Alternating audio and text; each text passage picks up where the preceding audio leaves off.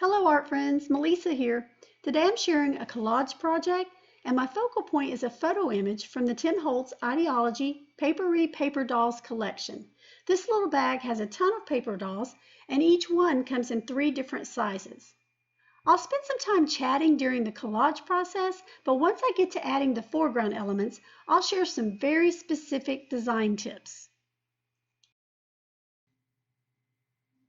So today I'm really going to crash my stash. I'm using old scrapbook paper, book paper, rub-ons, chipboard clocks, and in fact the paper doll is probably the only supply I'm using that is current. It was interesting to see just how far back some of these supplies went and rewarding to know I was using some of it. The paper letters for the word time were cut out of a piece of 12 by 12 scrapbook paper from 2004. The Making Memories Month rub-ons are from 2003. I think it's fair to say I'm a hoarder. Well, to be fair, it was a lot easier to shop back then than it was to find time to actually scrapbook. My kids were in school out of their district, involved in a lot of activities, and I worked full-time. There's something therapeutic about tearing paper and gluing it down. When I'm doing it, I'm often wondering how it will turn out. Will it come together as a masterpiece or will it just be a big hot mess? It's always interesting to see the end project after you layer other mediums like gesso, paint, stencils, ink, or texture paste. You really have to give up control when you're collaging, and that's not easy for me. So quick question. I'm posting 2 videos back to back because I'm getting ready to head out to a remote cattle ranch for some camping and trail riding. Social distancing's no problem there, and it's only about 2 hours away from home, so I don't have to make a lot of stops on the way. My question is, do you like seeing personal stuff on your crafting channels? Is anyone interested in seeing a quick video about my camping and cycling passion? So I got off track, back to the project. Because there's no technique to share today, I really just wanted to share my design process and how I came to the final product. Sometimes design is random. It's not that I had some great master plan before I started. It was rather accidental. One idea or product just led to another. I was inspired to go with the theme, "Where did the time go?" when I saw a quote in a magazine. I knew I had a lot of clock embellishments, and that's when I started digging through my stash and found some date-oriented items as well. This theme also fit well with the photo paper dolls I've been intending to use for a while now. I loved how the guy I selected looked like he was holding a clock or he could possibly be leaning on a clock. When I was digging through my stash, I found some green ephemera that I thought would go well with neutrals and browns. It would add a pop of color to what I was thinking was going to be primarily a neutral project. That led me to searching for some green scrapbook paper, and I found the flowers and the silverware pattern. What's funny is the green ephemera that led me to hunt diligently through my paper stash for a specific color green ended up not making the cut, but it was still an important part of the making of this project. I have to say that while I was doing this project, I was feeling a little sentimental. I'm at the age where you look back and think about the good old days, and it just so happens my husband started sending out photos of our kids growing up on our family group text message while I was working on this one. And all of a sudden, it was more than just a catchy theme.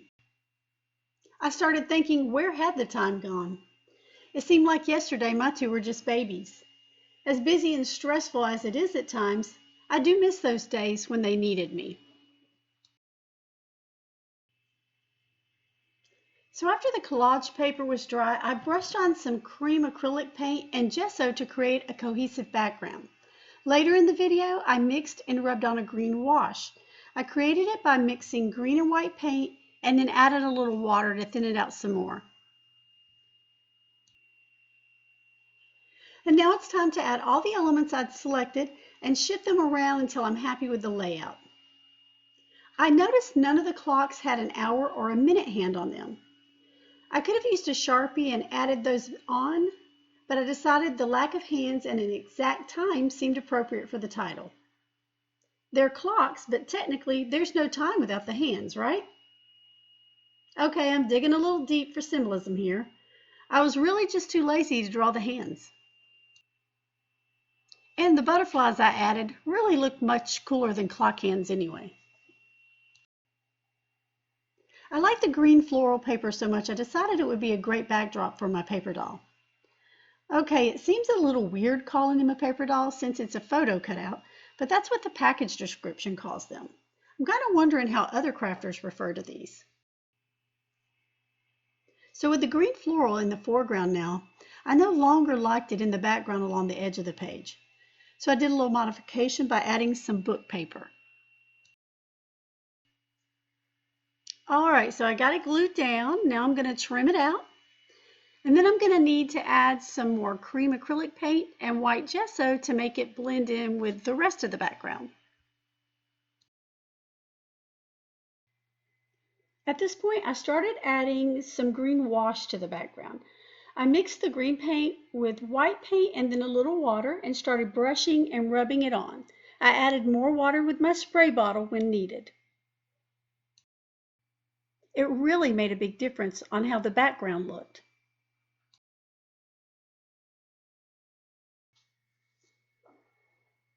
Now it's time to start gluing down some of my elements. I'm using Aleene's Tacky Glue. I think I shared this in a recent video, but in case you've never used it, they have a new cap design if you can find it. For years the cap was a little white piece and I often lost it, and I would store the glue upside down in an empty peanut butter jar because the glue is thick, and by storing it upside down it meant it was always ready to go.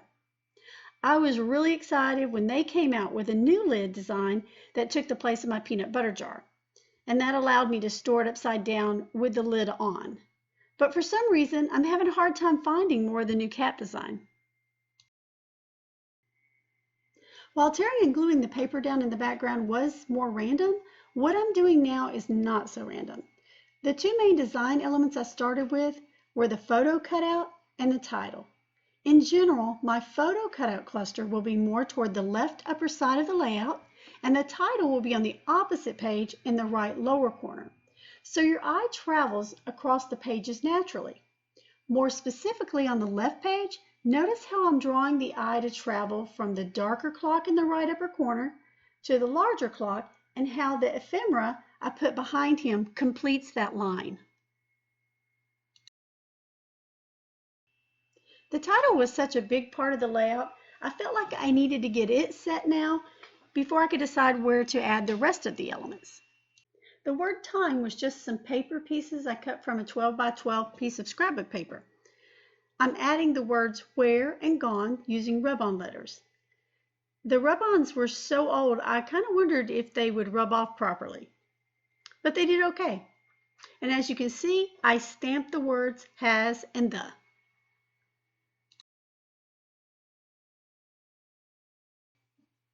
All that was left was deciding on whether to add more paper embellishments or not. Originally, I thought I would add something to the middle of the right page along the same level as the clocking key on the left side. But when I tried that, it just looked too crowded. It was just too much and it needed some space there. The title looked alone and it needed some elements to anchor it to the right corner. So I stamped the little antique bike, and I thought that was cool, not only because it was an antique image, but also because it was beside the word gone, and both are images of movement. Adding the elements along the right edge of the page above the title created a great cluster and anchored it there. Try to imagine the page without that little cluster. It just wouldn't have looked finished.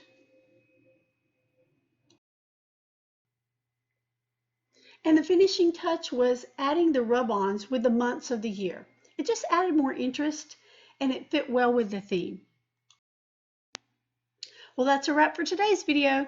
I hope you were inspired and that some of the design tips help you to be less intimidated to try collage style art journaling.